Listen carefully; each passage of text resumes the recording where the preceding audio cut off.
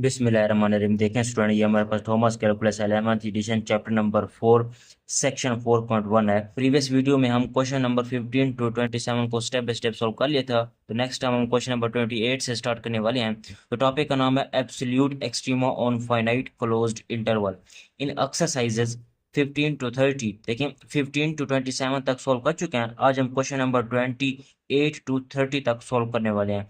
Find the absolute maximum and absolute minimum values of each function on the given interval. Then graph the function, identify the points on the graph where the absolute extrema occur and include their coordinates. देखें simple सी बात है, function given होगा और domain भी given होगी, उनकी मदद से हमने फंक्शन का एब्सोल्यूट मैक्सिमम और एब्सोल्यूट मिनिमम निकालना होगा। फिर हम फंक्शन का ग्राफ जनरेट करेंगे। ग्राफ जनरेट करने के बाद ग्राफ में हाईलाइट करेंगे कि एब्सोल्यूट मैक्सिमम और एब्सोल्यूट मिनिमम कहाँ पर अक्कर हो रहे हैं। ठीक है स्टूडेंट, तो अब हम क्वेश्चन नंबर 28 की तरफ चलते हैं, उसे सोल्व करते हैं। देखिए आपके पास क्वेश्चन नंबर 28 है। G of x is equal to secant x given है और डोमेन नेगेटिव पाई/3 टू पाई/6 है। ये नेगेटिव पाई/3 जो है ये इक्वल होता है नेगेटिव 60 के, और पाई/6 जो है वो ये इक्वल होता है आपके पास 30 के। ठीक है स्टूडेंट। अच्छा, मैंने फंक्शन का फर्स्ट डेरिवेटिव लिया हुआ है। फर्स्ट डेरिवेटिव किसके इक्वल होता है? सीकेंड एक्स टेन एक्स के। ठीक है, और यहाँ से आपके पास जो एक्स है वो बिलोंग कर रहा है, डोमेन आपके पास कौन सी है? डोमेन आपके पास है नेगेटिव 60 टू 30 तक है डोमेन आपके पास, इस तरह से। ठीक है स्टूडेंट। अच्छा, एक बात जो मैं हमेशा बताता रहता हूँ वो ये है कि अगर आप थॉमस कैलकुलस का 11th एडिशन के अलावा अगर आप कोई और एडिशन स्टडी करते हैं तो जिस भी सेक्शन को आपने पढ़ना है, जिस भी सेक्शन को अगर आपने स्टडी करना है, उस सेक्शन का नाम देखें। जिस तरह इस सेक्शन 4.1 का नाम है एक्सट्रीम वैल्यूज ऑफ फंक्शन, तो आप अपने सेक्शन का नाम देखें, फिर मेरे चैनल की प्लेलिस्ट में जाकर उसे ढूंढें कि वो कहाँ पर पड़ा हुआ है, फिर वो जो भी एक्सरसाइज बनती है आप उसको स्टडी कर लें। क्योंकि जब थॉमस कैलकुलस का 11th एडिशन के अलावा कोई और एडिशन होता है, एडिशन चेंज होता है, तब चैप्टर या सेक्शन आगे पीछे हो जाते हैं, लेकिन उनके अंदर जो टॉपिक होते हैं वो सेम होते हैं, क्योंकि अपने कंसेप्ट को समझना है। ठीक है स्टूडेंट। अच्छा, अब यहाँ पर देखिए आपके पास डोमेन है नेगेटिव 60 टू 30। यहाँ पर कोई जो मर्जी वैल्यू यहाँ पर पुट करें, नेगेटिव 60 मैं पुट कर लूँ, ठीक है, तो इसी तरह से नेगेटिव 30 पुट कर लूँ, 0 पुट कर लूँ, पॉजिटिव 30 पुट कर लूँ, इस एक्स एंगल में जो मर्जी वैल्यू पुट कर लूँ, इस ये फंक्शन जो है वो डिफरेंशिएबल है। फंक्शन जो है डोमेन के हर पॉइंट के ऊपर डिफरेंशिएबल है। अगर फंक्शन जो है डोमेन के किसी पॉइंट के ऊपर डिफरेंशिएबल ना होता, अगर डोमेन के किसी पॉइंट के ऊपर अनडिफाइन हो जाता, तो वो डोमेन से उठाया हुआ वो पॉइंट फिर वो क्रिटिकल पॉइंट बन जाता। ठीक है, ये तो फंक्शन जो है ये तो डोमेन के हर पॉइंट के ऊपर डिफरेंशिएबल है। तो यहाँ इससे इसका मतलब ये हुआ कि आपके पास क्रिटिकल पॉइंट जो है वो अनडिफाइन की सूरत में तो नहीं निकल रहा, क्योंकि फंक्शन जो है अनडिफाइन तो नहीं है, डिफाइन है हर जगह के ऊपर। तो अनडिफाइन की अगर जिस पॉइंट के ऊपर अनडिफाइन होता तो वो पॉइंट आपके पास फिर क्रिटिकल पॉइंट बन जाता। फंक्शन जो है वो तो अनडिफाइन नहीं है, किसी भी पॉइंट के ऊपर अनडिफाइन नहीं है, तो इसका मतलब है फिर अनडिफाइन की सूरत में क्रिटिकल पॉइंट आपको नहीं मिल सकता। ठीक है। हाँ, क्रिटिकल पॉइंट तब दूसरी सूरत हाल ये हो सकती है कि क्रिटिकल पॉइंट आपको मिल सकता है जब आप फंक्शन के फर्स्ट डेरिवेटिव को 0 के इक्वल रखें और सोल्व करें, फिर एक्स की वैल्यू निकालें, तो एक्स की वैल्यू अगर इस इंटरवल से बिलोंग करती होगी तो फिर वो क्रिटिकल पॉइंट होगा। ठीक है, तो मैं यहाँ पर लिखता हूँ स्टूडेंट। ठीक है, तो फर्स्ट डेरिवेटिव जो है डोमेन के हर पॉइंट के ऊपर डिफाइन है। ठीक है, अब क्रिटिकल पॉइंट तभी निकल सकते हैं जब मैं जी फर्स्ट डेरिवेटिव ऑफ एक्स को 0 के इक्वल रखूं। तो इसका मतलब ये है कि सीकेंड एक्स टेन एक्स जो है वो 0 के इक्वल है। अच्छा, अब इसे मैं कुछ इस तरह से भी तो लिख सकता हूँ स्टूडेंट।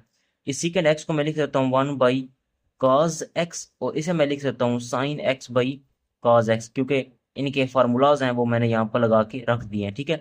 अच्छा, इसको थोड़ा मजीद आगे जब हम सोल्व करेंगे ना, तो ये क्या बन जाएगा हमारे पास कि sine divided by cos square x is equal to 0।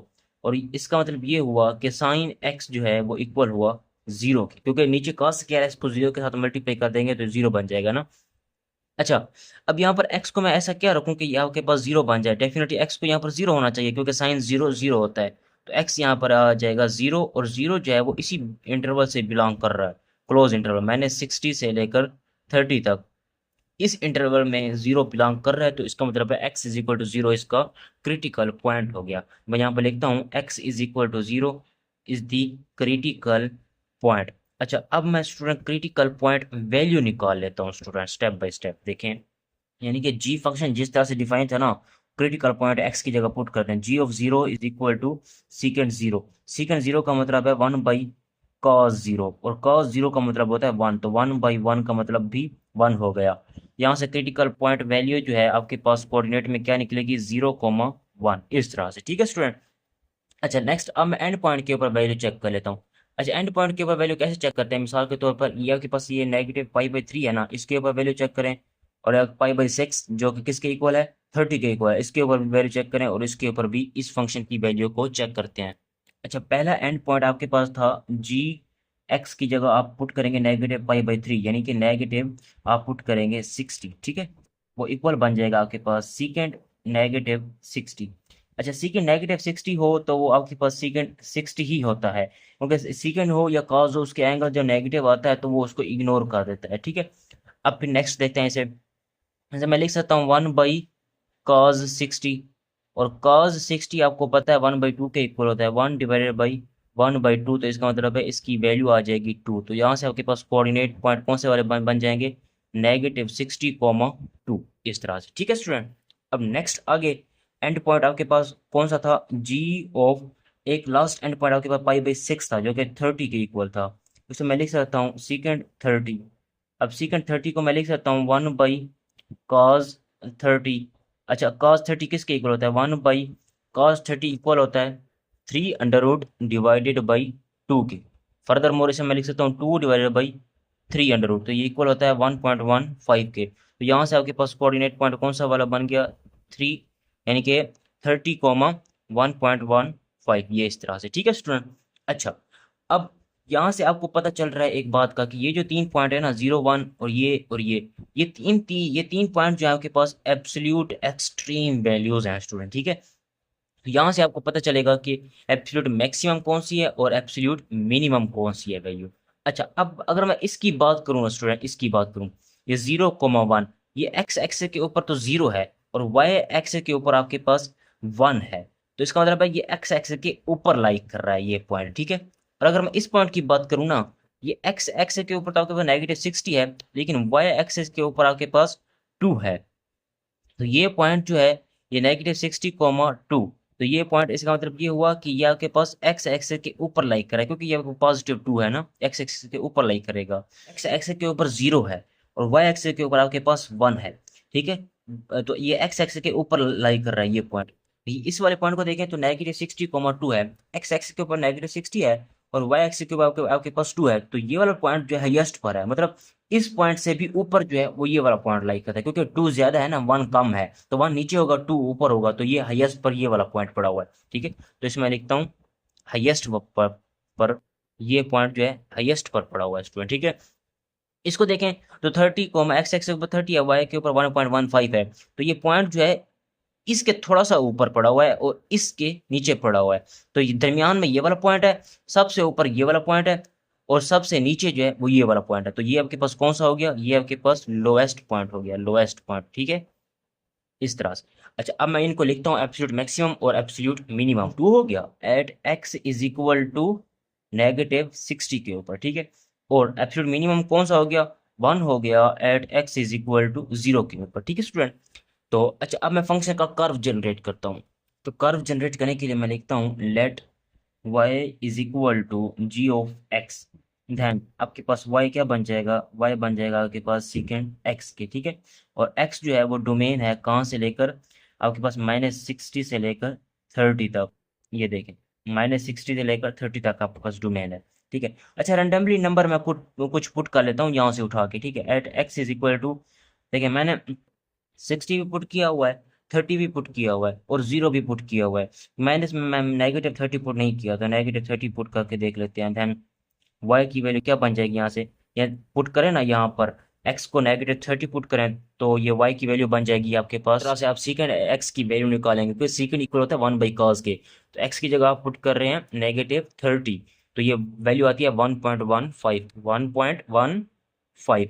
तो यहाँ से आपके पास वैल्यू बन जाएगी -30, 1.15। इसी तरह से एक और भी पुट कर लेते हैं, चलें x इज इक्वल टू 0 मैंने यहाँ पर पुट किया हुआ है, लेट्स सपोज मैं +10 पुट कर लेता हूँ ना, देन y की वैल्यू क्या बन जाएगी, यहाँ से y की वैल्यू बन जाएगी, ये इस तरह से आप वैल्यू पुट करेंगे, ठीक है, और निकाल लेंगे तो आपके पास आंसर आ जाएगा 1.01, ये इस तरह से 1.01।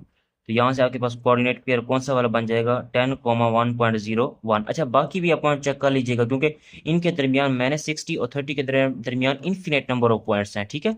अगर मैं इस पॉइंट की बात करूँ ना, तो एक्स एक्स के ऊपर -60 है, वाई एक्सिस के ऊपर आपके पास 2 है, तो पॉइंट कहाँ पर लाई करेगा आपके पास, ये देखें एक्स एक्स के ऊपर आपके पास 60 है, -60, और वाई एक्स के ऊपर ये आपके पास वाई एक्सिस है, ठीक है। तो पॉइंट आपके पास ये यहाँ पर लाई करता है इस तरह से।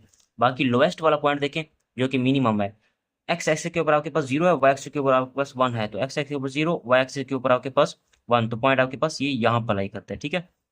इसी तरह से बाकी जो मैंने पॉइंट निकाला था ना ये वाला, अच्छा इस पॉइंट को देखें, ये भी तो एब्सोल्यूट एक्सट्रीम वैल्यू है ना, तो 30 को 1.15 को देखें, एक्स एक्सिस के ऊपर आपके पास 30 है, वाई एक्सिस के ऊपर 1.15 है, तो पॉइंट आपके पास बेसिकली ये यहाँ पर लाई करता है इस तरह से, ठीक है। बाकी जो मैंने ये वाला पॉइंट निकाले थे ना, इनको भी पुट कर देते हैं ताकि पता चल सके ग्राफ जो है इन पॉइंट को टच करके गुजरा है। एक्स एक्सिस के ऊपर -30, वाई एक्सिस के ऊपर 1.15, जो पॉइंट आपके पास बेसिकली यहाँ पर लाई करता है।